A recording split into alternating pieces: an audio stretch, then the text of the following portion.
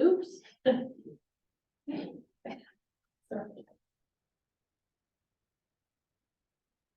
only 2 seconds.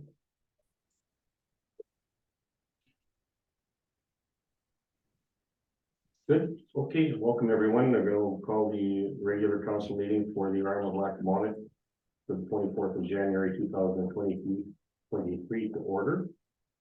Item number 2 is the adoption of the agenda. That resolution is moved by Councilor Anne, second by Councilor Easton. Be it resolved that the agenda for the January 24th, 2023 regular council meeting be hereby adopted as circulated. All those in favor? Aye. Aye. Great, thank you. First thing on the agenda today is a delegation. We have the pleasure of having Tracy and Alan Nuremberg here, so we will turn the floor over to you. Okay, I do have copies for everyone perfect. Thank of you. the presentation, also of some supporting documents, but I didn't make copies of that for everyone because the RM already has it all on file within the planning board and then you. Thank you. Council.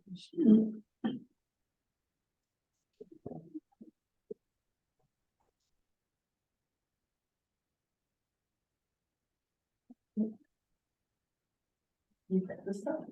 Yeah. So I don't, this is no new information.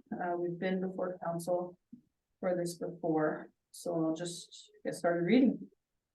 We're here today to urge council to prioritize the completion of an environmental master plan and the long overdue review of the 2009 RM of Lackawanna Development Plan that was slated to happen back in 2015.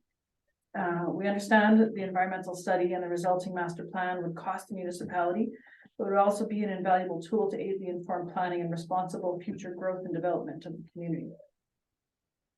This review would give the municipality an opportunity to incorporate the master plan and other planning agency recommendations made as a result of the 2014 and 2019 municipal board hearings into the development plan. Some of those recommendations I've got copied. They also have them on file. And to apply current information and insights to policy and allow for enhanced guidance for future developers and municipal planners as well.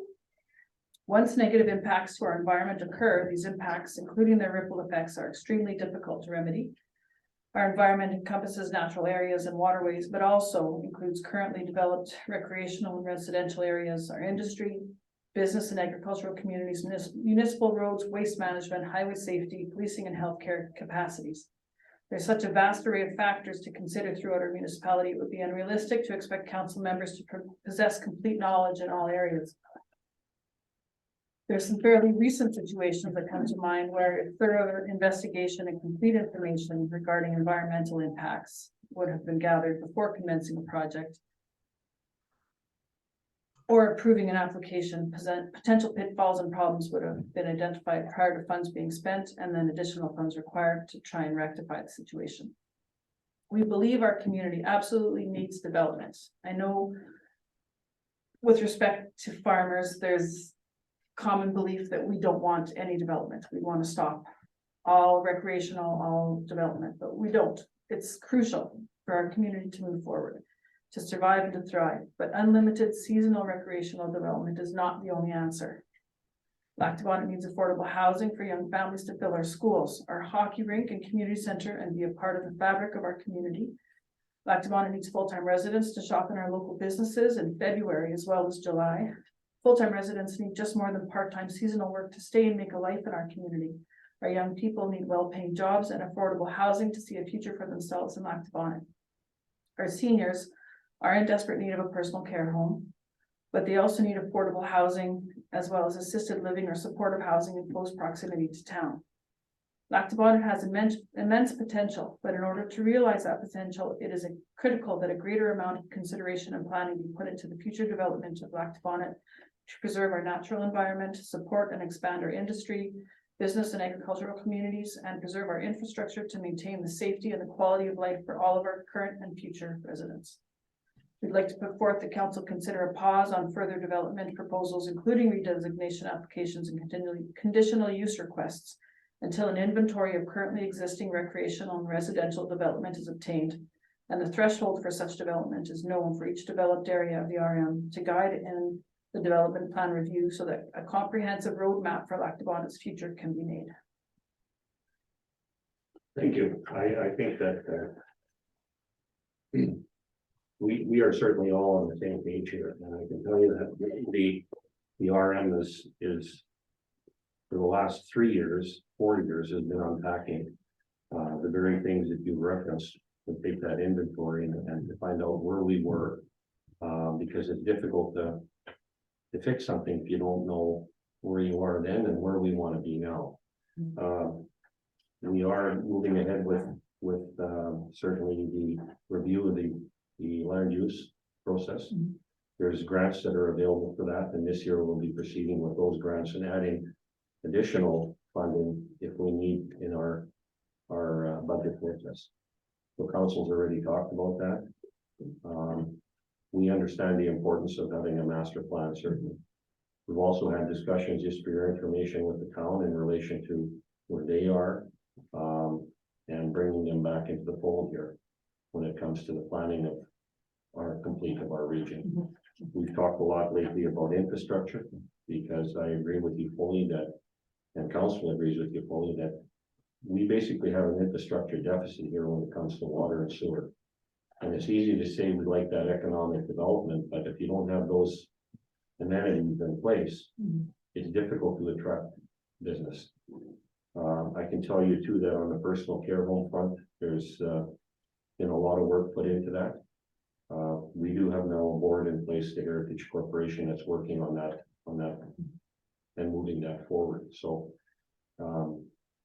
all of the points you've hit here on are very relevant, and we are going to be doing an environmental study, the land use policies at the very, and all of the rezoning, because there's so many discrepancies even on the zoning side when it comes to, you know, the designation, and then it's not rezoned. And I know that you've gone through a couple of those types of situations, certainly when it comes to the municipal board hearing, and it's caused you a lot of angst. So. Yeah, I've got some copies of those included, just recommendations from planning Yeah. to the RM Planning Board and Council, what Yeah. they recommend. And I was just talking with Maureen there, just before the council meeting, because we're moving forward with that grant application process, but this is not something that's not going to, it's not going to occur overnight. There's a lot of work and thought that needs to be put into this. That's why we've been putting stuff into our system under Munaware and Munisite to bring Muniplanner, to bring everything up to date so that we know exactly where the problems are, what do we need to address. Again, because historically, we know that things weren't done right, but we want to fix it right once and for all. And we're long overdue. You know, you certainly know where we're, you know, there's supposed to be an automatic review, a trigger point every 5 years in some of these processes, and we're long overdue on that. So. Your presentation is excellent. Yeah.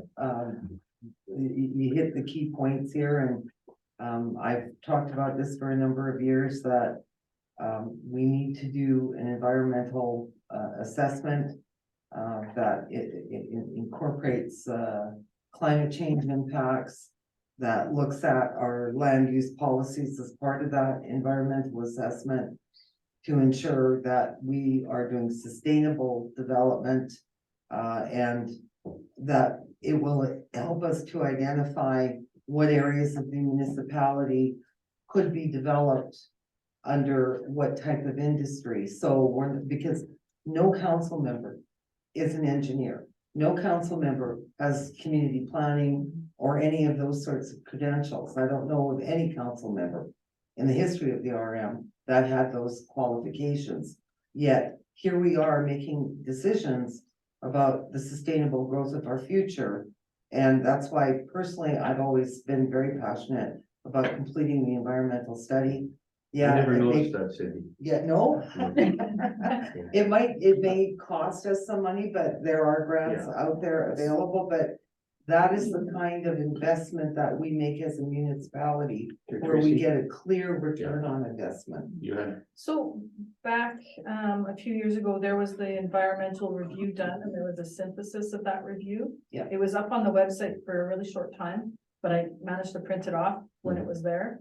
There are some really good recommendations and just some some insight into what to consider with planning Yeah. in there. And where that'll end up is it'll be a request for proposal put out.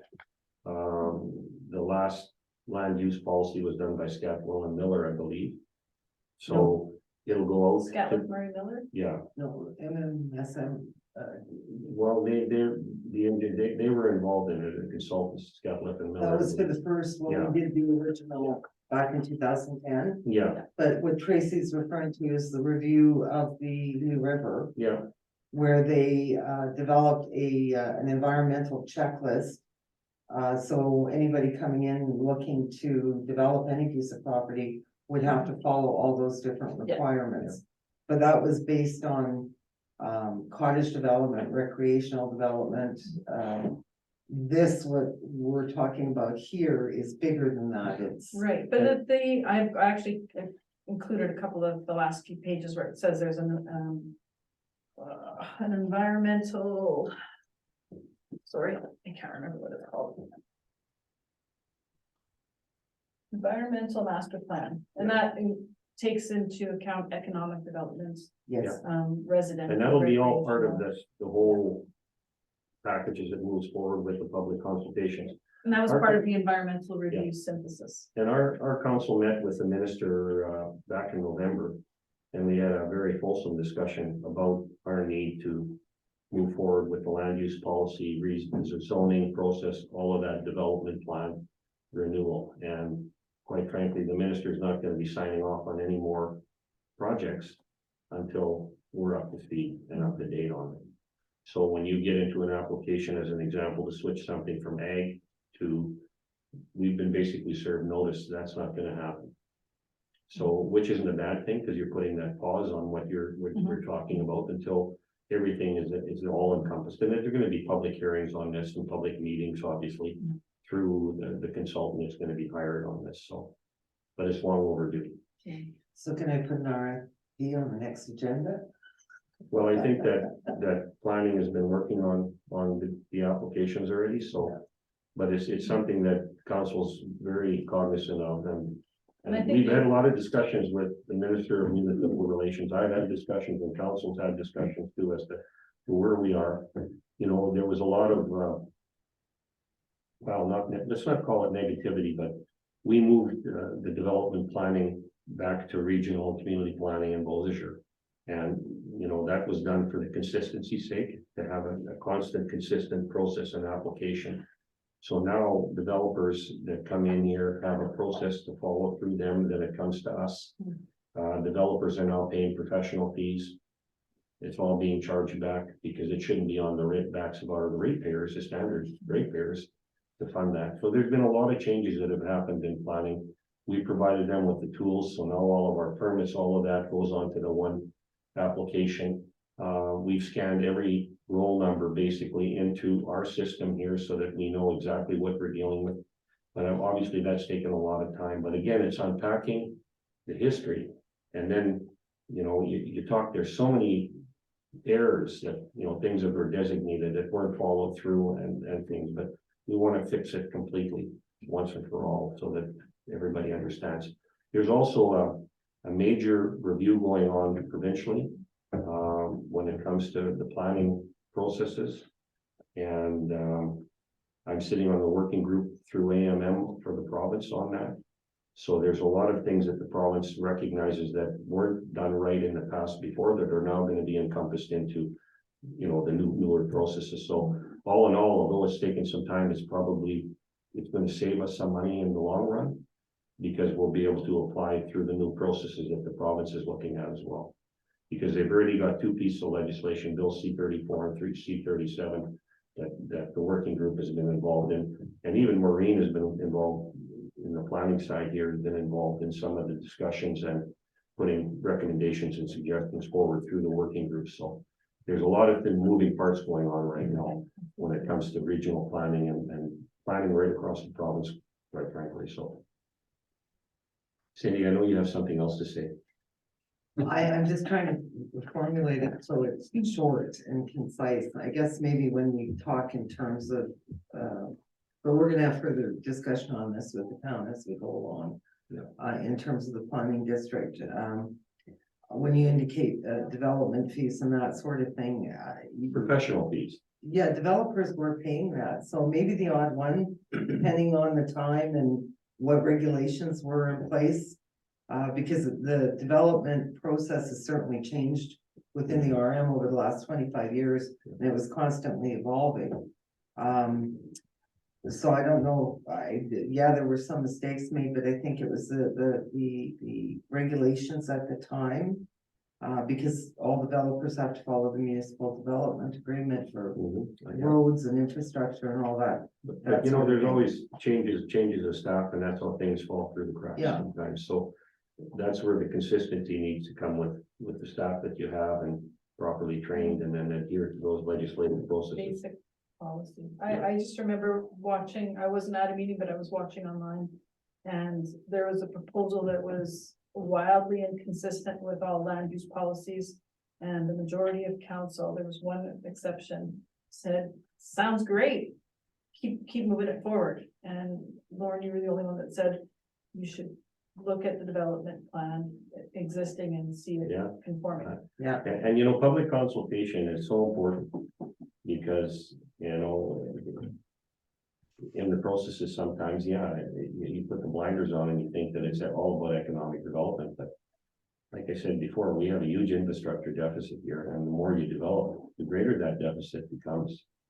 Whether it's roads, whether it's ditching, drainage, it becomes systematically bigger and bigger. And how do you grab the tail of it then, you know? And I think unfortunately, I mean, this council is tuned in. The first thing we did was we went for a tour in the ag districts this time. These are some of the issues that we're facing here. And so a lot of things have changed during the last 6 years and 4 years. And you know, we're committed to really changing the service delivery model. We're going through a whole service delivery review that's been paid for by the province on the public works side. We actually are now part of a water management strategy that the province came up with for funding on a 3-to-1. Hopefully, we'll see how that works, because we all know about the moratorium in Wardrop Creek and how that's impacting on us and some of the drainage issues here. So there's many moving parts here that the council's aware of, but it all starts with that land use policy too. It's a critical piece of And legislation. understanding of development and what it means, all the ripple effects, like. The one thing that we've heard, we've had so many conversations with planning in Beausejour and out of Steinbach, and they said, commercial property, ag land has a bigger return for the RM than recreational development. When I you agree. consider all the services you need to provide.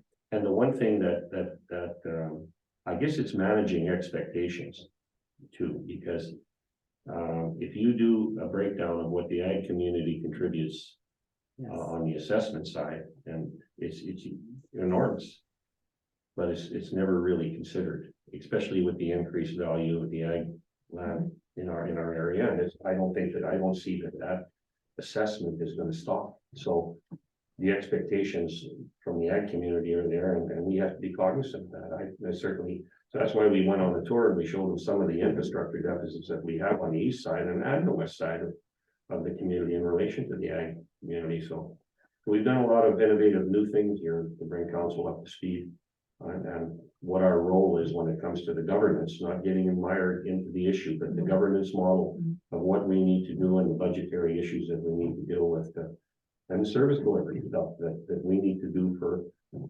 allow the staff to do their job. So.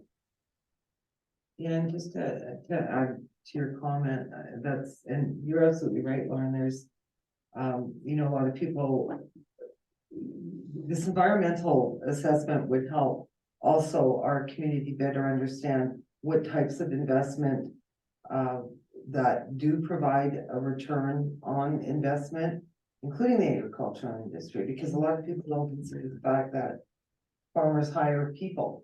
You know, they employ people. We're employers and we're huge consumers. Yeah, huge consumers, goods and services, Yeah. you know, and there's all the offshoot businesses and everything else that's involved with that. So, I mean, this goes back many years, but I remember when there was assessment done in terms of revenue for the RM of Lackawanna municipal taxes as compared to what the ag industry, put in to the Well, I community. mean- It was like 10 million to 4 million. I've asked those questions of, staff here. I know what the numbers are. They're enormous numbers. It's not all about, the industry of building homes here and cottages and those types of things. I don't mean that negatively. I mean, it's, if you look at the assessed value of what the ag community contributes to the RM Blackwater and other communities through the town, it's immense. It's huge. So I fully agree with you. And I think that, in some instances, quite frankly, we dropped the ball for the ag community. And we're gonna make that right. Wow. I'm serious. You know what? I spend a lot of time on the west side and I understand what's going on out there on the ag side. And this council is committed to that as well. That's why we did the tour, because the first thing we said is, how do we get everybody up to speed in a short period of time? It's, let's take you out and show you some of the things that are going on out there. Last year we had immense flooding on that side of the river. We still got that disaster assistance processes in place, and you know how quickly the province moves on some of that stuff, so. But yet you still have to have access and services for the people that are trying to make a living out there too, farmers in the ag community, so. It's, we're in interesting times here, so we really appreciate you coming in and having a discussion. We're right on the same mark on this. And you're gonna be hearing something in regards to a request for proposal being put out, that we're cognizant that it's gonna be done as quickly as we can move forward on it. And there'll be some provincial funding available. There's about $100,000 for two different processes right now that we're looking at. And then if we have to set something aside for our budget process, which has been ongoing since really November already. We've had a number of meetings and have some timelines. And we're hopefully going to get it done as quickly as we can. But it's going to be a lengthy process with a lot of public input and consultation. So we'll keep all your stuff, and you'll have the opportunity to come forward because. All right, seeing you mentioned, Fort Rups Creek, you guys have a bit of time for me just to ask a few questions? Why not? Okay, we got short notice in December that there was some open houses regarding the drain from MIT. Anyway, I wasn't able to attend, so anyway, we managed to get a meeting in the city last week. A few farmers that were unable to make it, and so anyway, they had told us that they had met with both councils. They said it wasn't very well attended.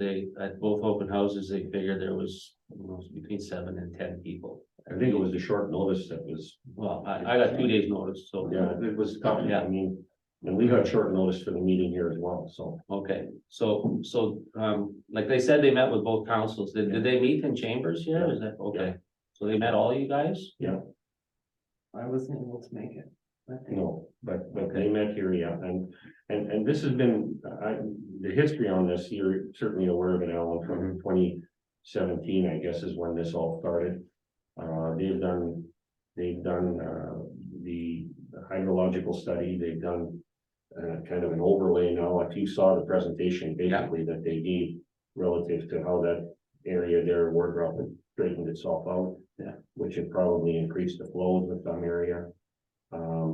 And the citizens group basically from the first round of processes in 2017 and onward till probably 2020, when they did the survey and the hydrological assessment went back to the citizens committee. And then there was some discussion about not accepting what had been recommended by the province. So now they've engaged, and that's where this presentation is focused on. They've engaged another consultant to have that round of discussion. That's our understanding of it. Okay. If I'm wrong, correct me. No, it sounds accurate. It was just, I was just kind of curious on what you guys were told, because we had one producer there, and he ended up leaving the meeting. He was so upset. He said the 17-year-old, he was talking about this matter with Wardrops, and he's in his mid-60s now. And nothing's changed here. And so that totally frustrated. It got a little heated. They kind of went on the defensive, and anyway, a few members left and, basically what I was told is, the matter is downstream. In Alexander, and what I was told is they're not allowing, they're not gonna allow the province to purchase any land from them. So that, in my opinion, we're back to where we were. Yeah. When this guy was 17. Well, I don't know if they want to expropriate. I mean, They you said know what, they won't. no, and at the end of the day, that's the gridlock.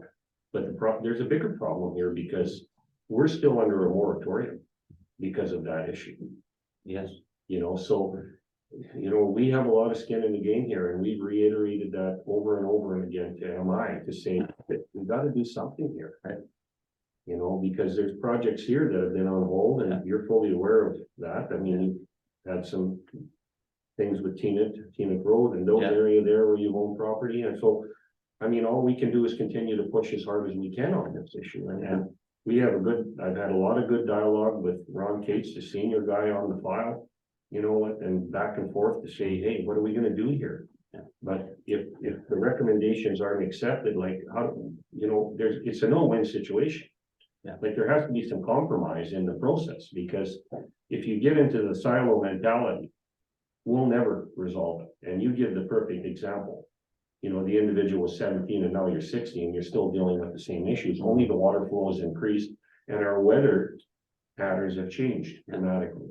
So it's exacerbated the problem. Yeah. You know, that you're facing, that we're all facing here. Yeah. So somewhere along the line, would hope that cooler heads would prevail and to say, if the province, and we talked about expropriation and we've been down that road. But if the province won't do it, well then, you know, it's too bad in my view, and this is just my personal view, I don't wanna get the RM in trouble, but. You know, they absolved Manitoba Hydro from Yeah. everything by a legislative process. Mhm. You can't make water go uphill. I mean, you know what, it all used to go through in a different drain in a different fashion, but with the MacArthur Falls and the dike, everything's changed, right? Mhm. But there's gotta be a way to break the deadlock and to say Yeah. we're cooler heads, because at the end of the day, I know it's a passionate issue. I was at some of the meetings too, and they go sideways. But really, at the end of the day, that doesn't resolve it. No. Because the problem's still there, so. So let me ask you this then, if I may. Yeah. Go Um, ahead, Sandy. I mean, it was 2017 when we first met with the minister on this. That, No, or that. It's farmers before group. that. 2000 Yeah, no, it's been going on for years, but. No, we went in 2010. Was that when we first went? 2010 Oh, we God, went. time flies. And, Anyways, what? it's sounding now that here we are again at an absolute standstill, and in the meantime. There's crop losses, there's, you know, all the other mitigating, issues that come out of this, so. If this is what they're telling you, that it's at a standstill because they can't get anywhere with the other community, what then can we do Well, to support this? Like, what more could we be doing? to support If I could jump in here, like we had a lot of discussion and actually Drifters Bend back in the early 2000s. I don't know. If you guys remember, I'm sure you do, how those businesses were inundated. I still remember Yuma Rents, I guess it was Winnipeg River Rentals, and it looked like Gilligan's Island there. There was so much water. And, you know, a short 18 months later, that problem was solved. But, you know, and we had this discussion, you know, just because it's commercial businesses, yeah, we gotta deal with this water problem. But when it comes to ag land, I don't know, people just look and they think that, you know, Dirt. it's just dirt and, Well, but it does matter, and I certainly understand that. I think that, I mean, we can continue to push, like I've had many discussions with our minister as well, and then the Minister of Ag. To say, you know what, they've got to get involved and make a political decision on this, because. If you don't make that decision, all it does is the bureaucratic wheels will continue to spin. Yeah. And you'll never get any traction, and it needs to be dealt with. So that, you know, I don't think you're ever gonna make everybody completely happy on this issue. Right, and then you have personal homes and personal property involved in it that. Really make it harder you know, when you have that involved in it, but. I mean, they're suffering down there too, because they feel that we're pushing more water, but it's not, and that's not really the case. I talked about the weather patterns, and we all know how it changes, and all of a sudden you're gonna get 3 inches, 4 inches of rain, well, and everybody's, you know, everything to drain faster and faster, and at the end of the day, the water's gotta go somewhere. We talked about retention, you know, reservoirs, all those things, but it's the expense. But if you don't do that now, the expense is not gonna be any less 5 years from now. Well, there's an expense being borne by producers Yeah. and not doing it. That's Like what I the referenced. Our input costs since 2018 have gone up 41%. Our variable costs. Like fertilizer, fuel, well, we all experience it, right? It's, we're seeing it wherever we go right now. It's no different in the ag business. It's, so, you know, we're putting.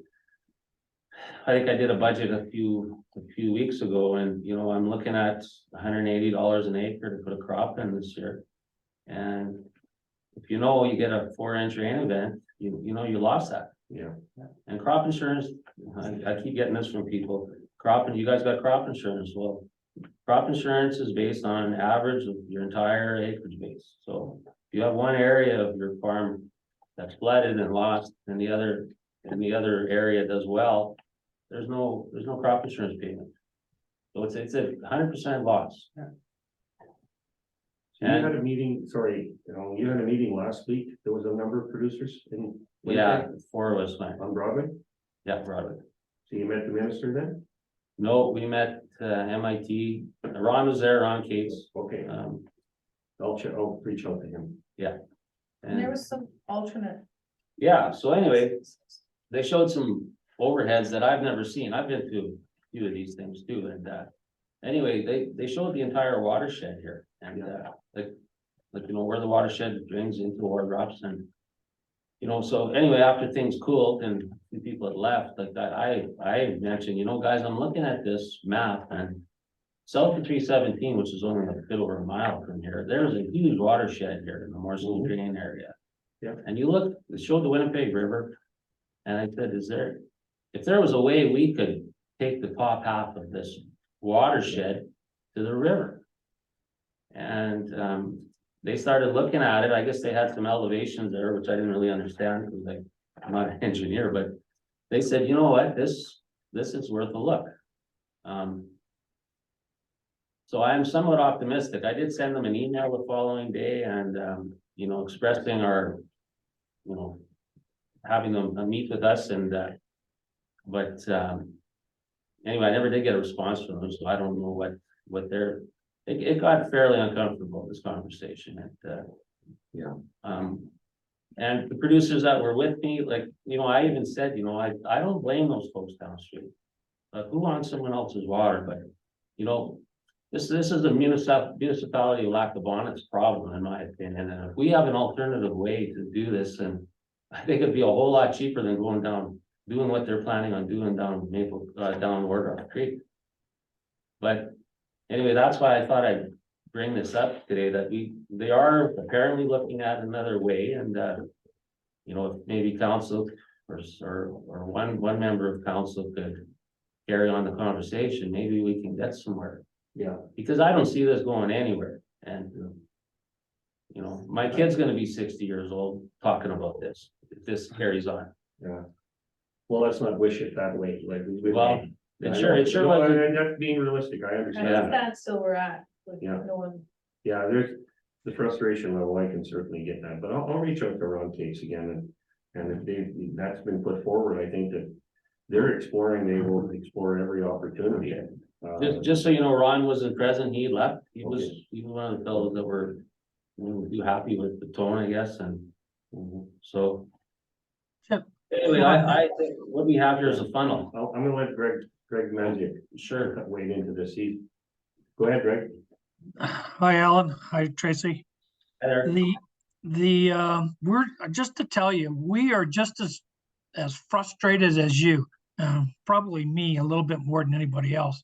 Because when we started this process, the RM of Alexander was in the back of the room, the back of this exact same council chamber you're in today, and they were sitting there nodding when MI first went through their approach on how they're gonna deal with Wardrop.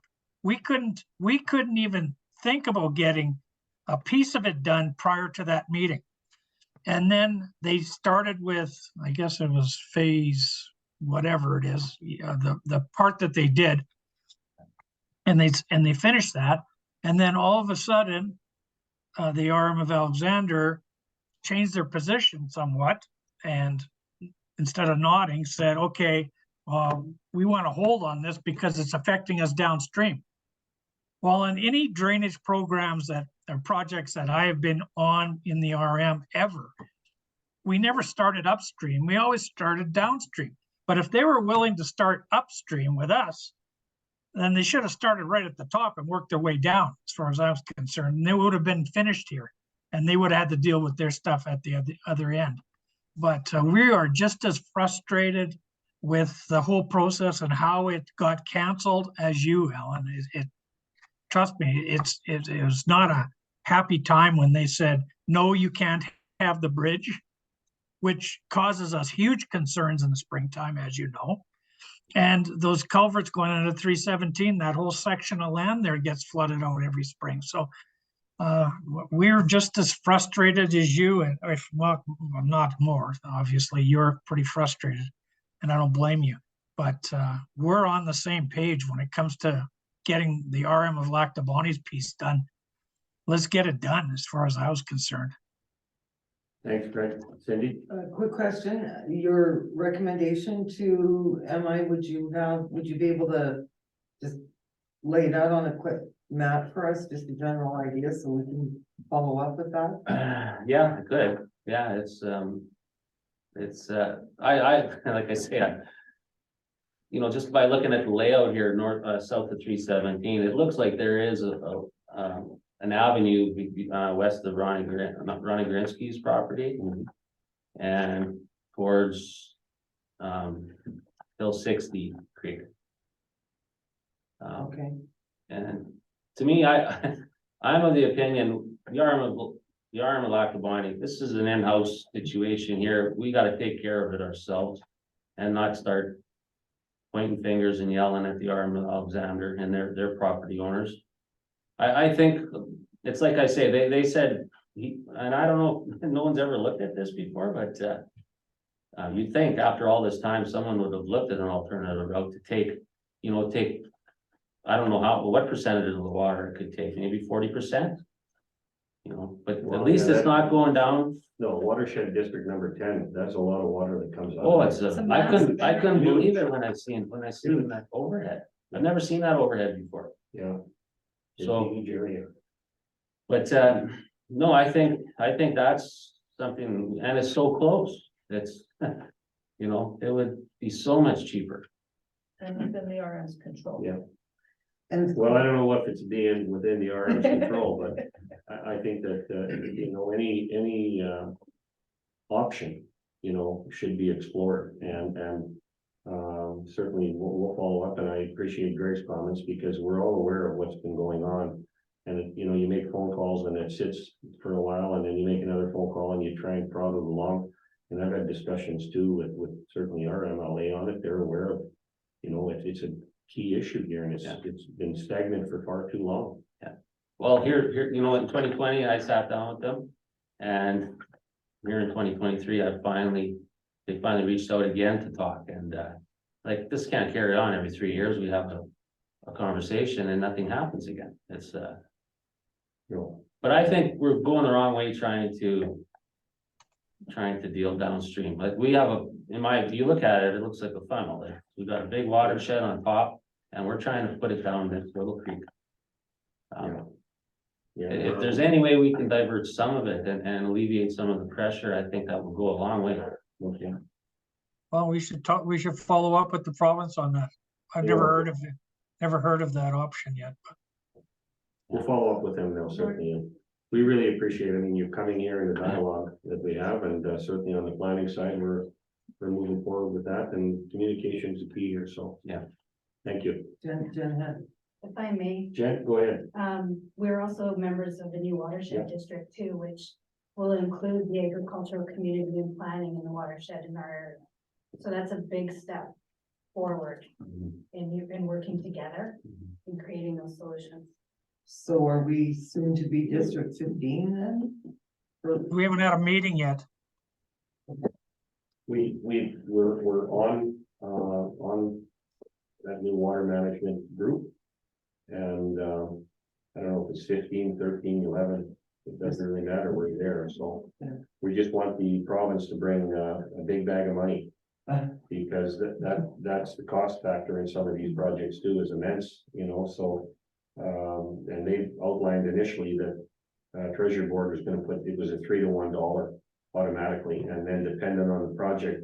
But we're gonna be looking for representation on the board, certainly we've discussed this here a number of times with Public Works to bring the ag community together.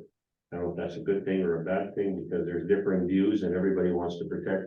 The protectionism is there, and I understand that for your businesses, but you know, Communication we is need always the ag good. community to be present at the table to say, this is the problem, this is how we can solve it.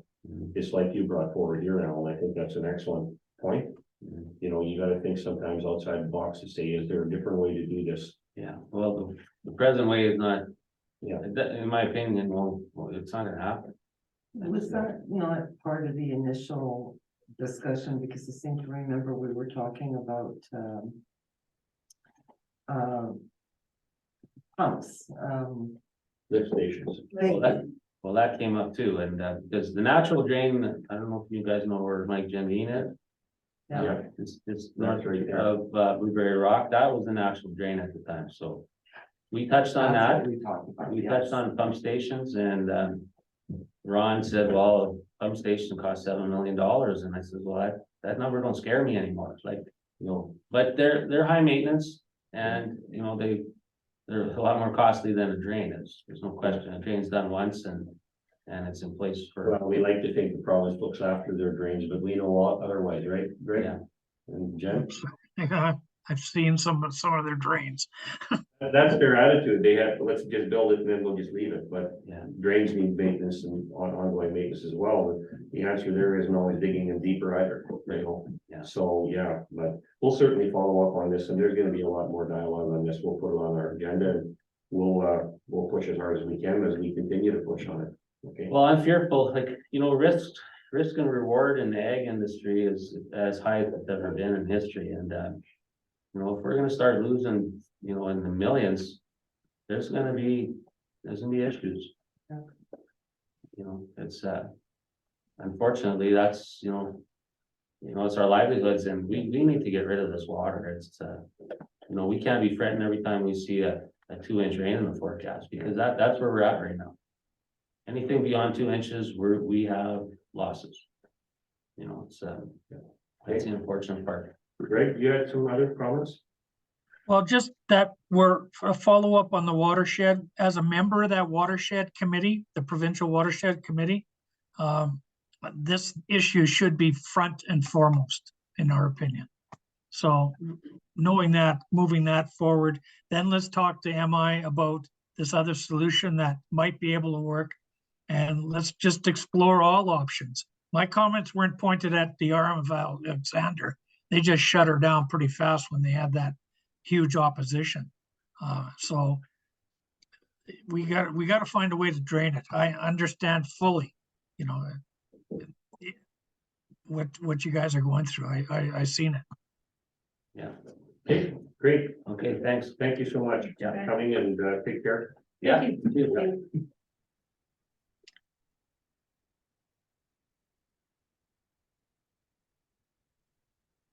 Well, we went a little bit over there, but it was a great discussion and dialogue, and while they were here, it's an interesting.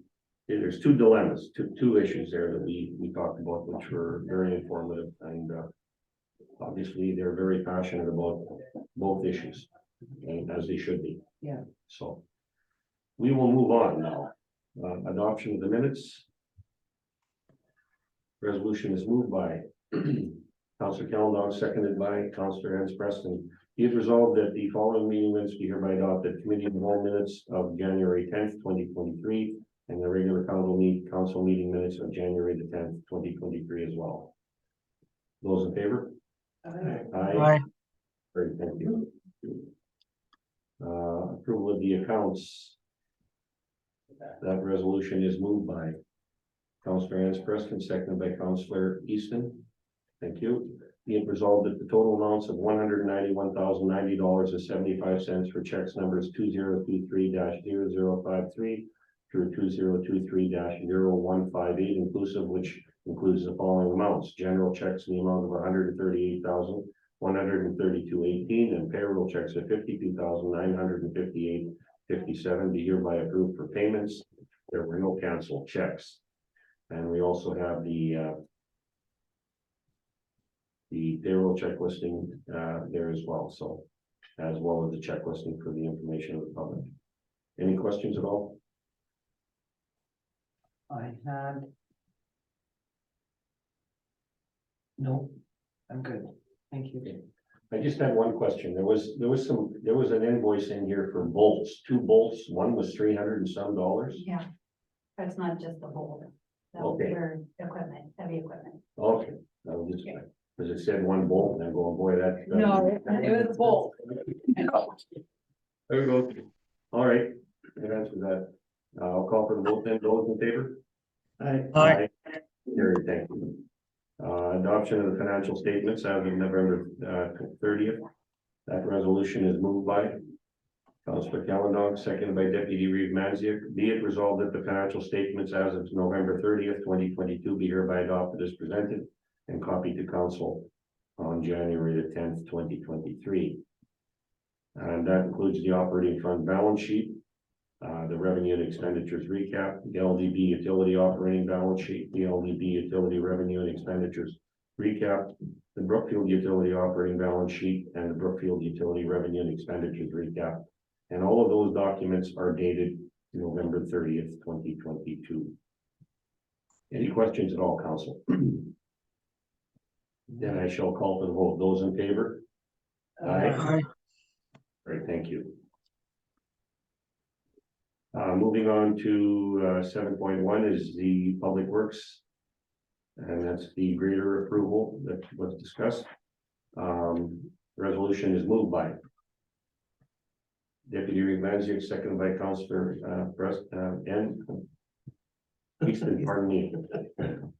Whereas the Public Works Department requires a replacement grader to meet the snow removal standards of the municipality, and whereas costing of a new grader will be included in the 2023 financial plan.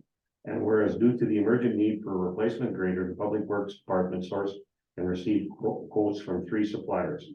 And whereas the John Deere 772 GP all-wheel drive 2023 with a new snow wing and a 5-year, 5,000-hour PPH warranty with travel is available from Brand Equipment for $600,000 plus PSD.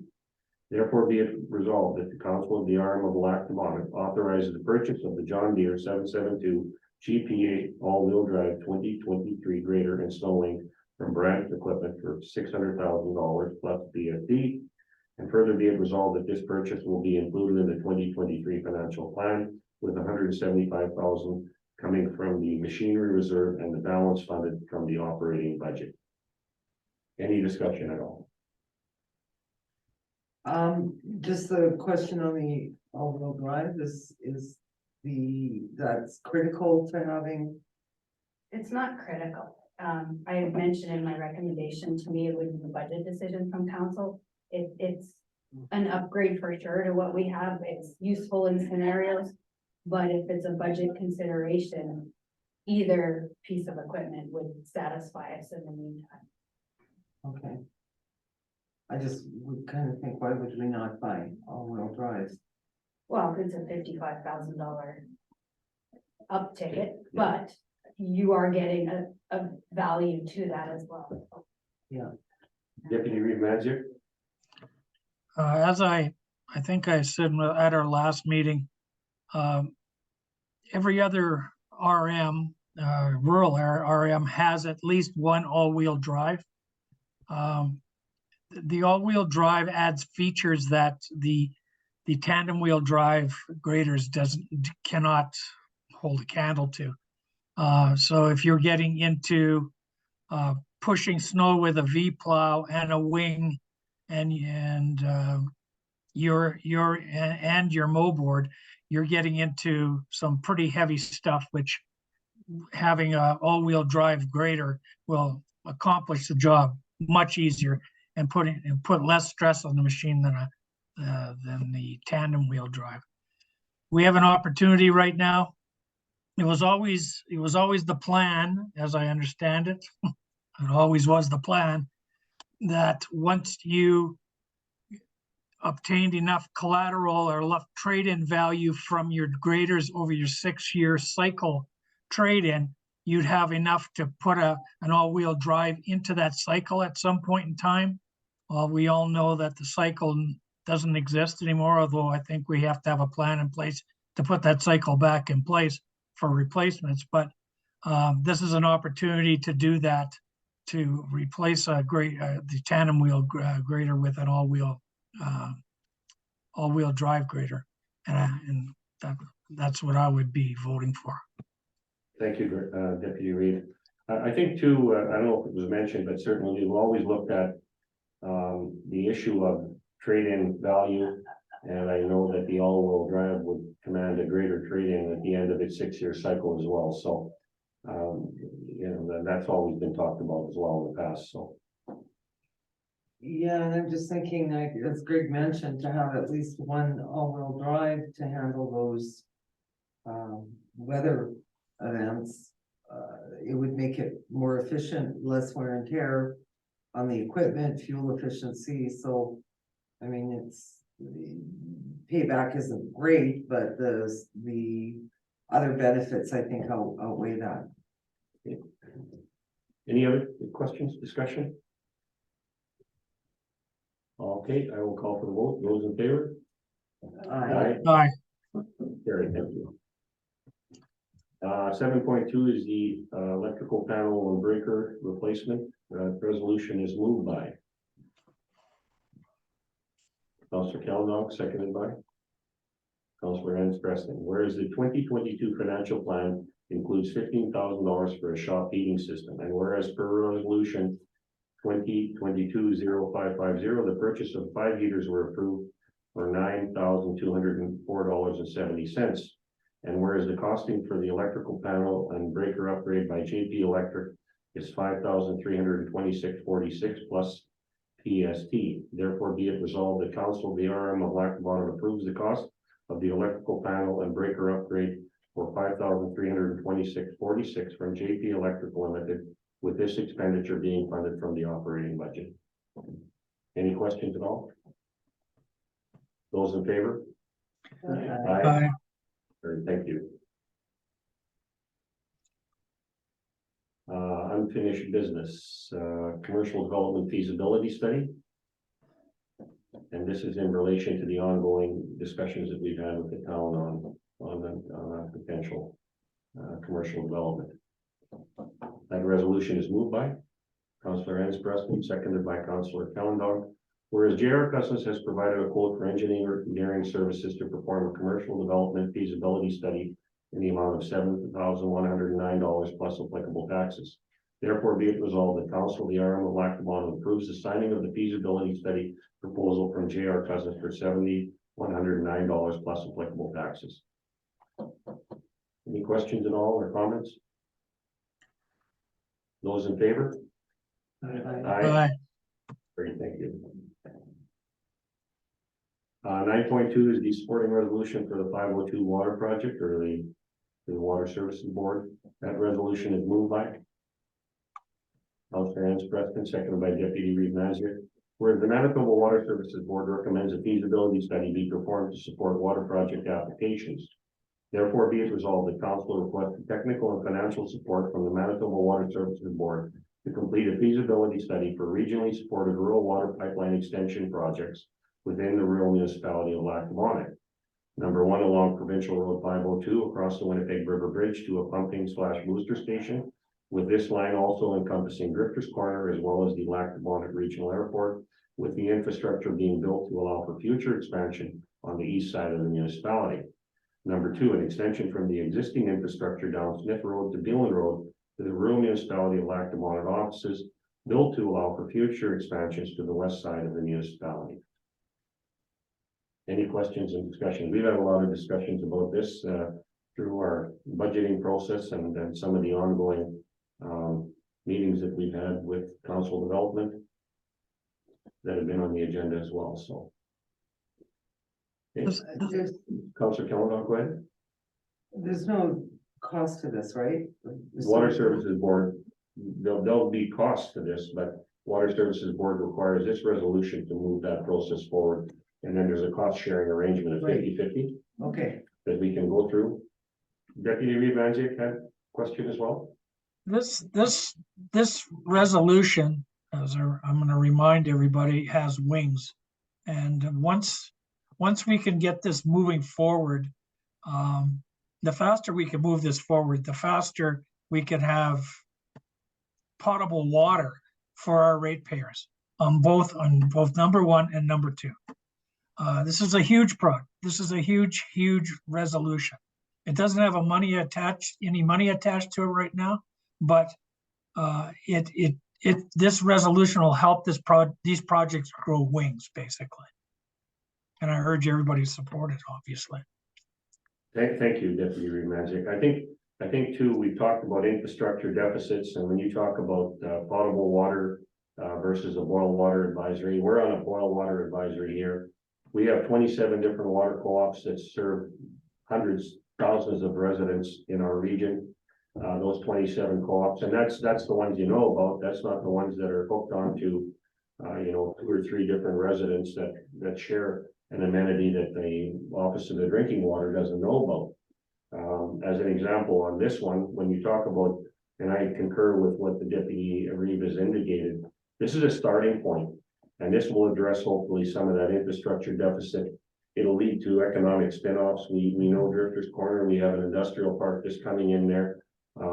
This is a starting point for something here that, in my view, should have been done 20 years ago. And yes, there's going to be costs here, but you look at the success of the Brookfield Water Co-op and the things we did there, hooking onto the RMO Whitemouth. This is the catalyst, and we've had discussions with town council on this already. They're supportive of it. There's processes that we learned from the last project we did that will hopefully streamline this project and move it forward as quickly as possible, because our ratepayers will be the biggest benefactors when it comes to potable water here. well, and the other part of that too is we're talking about diversifying our economic base. This is gonna open up doors to achieve that. And this is something that you're right, we should have done this years ago.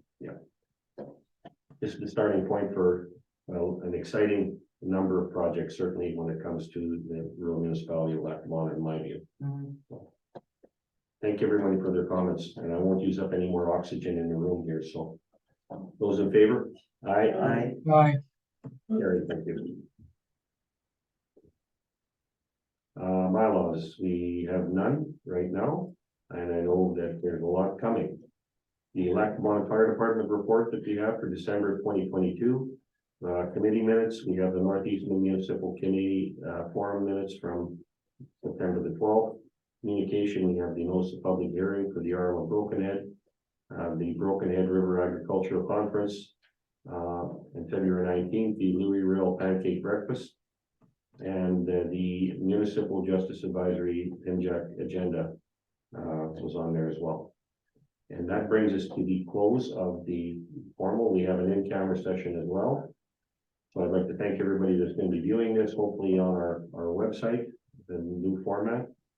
And I'd like to call for movers of the resolution to move in camera. Moved by Councilor Kellogg, seconded by Deputy Reeve Manzik. Whereas section 152(3) of the Municipal Act states that the council may close a meeting to the public. Therefore, be it resolved, the council of the rural municipality of Lackawanna does hereby agree to meet as the committee of the whole to discuss the following items at 3:58 p.m. Legal and other, and further be it resolved that a member must keep in confidence a matter that is discussed at a meeting closed to the public under subsection 152(3) of the Act until the matter is discussed at a council meeting conducted in public and as stated in the Rural Municipality of Lackawanna Procedures Bylaw. Those in favor? Aye. Aye. Thank you again.